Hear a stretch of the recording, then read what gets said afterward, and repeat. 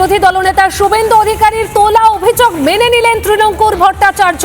তৃণমূল ছাত্র পরিষদের সভাপতি তৃণাঙ্কুর ভট্টাচার্য ভাইপো গ্যাংয়ের কথা মেনে নিলেন।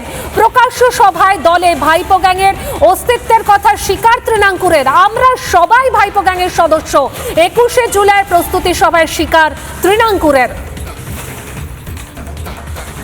শুভেন্দু অধিকারী অভিযোগ করেছিলেন, তিনি বলেছিলেন ভাইপো গ্যাং তারাই কলেজে কলেজে কন্ট্রোল চালাচ্ছে।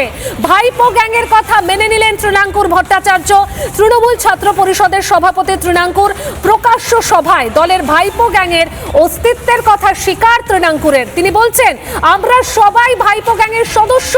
21শে জুলাইয়ের প্রস্তুতি সভায় স্বীকার করলেন তৃণাঙ্কুর ভট্টাচার্য। 50 জন, যে 50 জন কি গ্যাং? ভাইপো গ্যাং। ভাই 50 জন কেন? আমরা সবাই ভাইপো গ্যাংয়ে আছি তো। আমি তৃণাঙ্কুর ভট্টাচার্য ভাইপো গ্যাংয়ের সদস্য। আপনারা কি আছে? ওপরে কি আছে?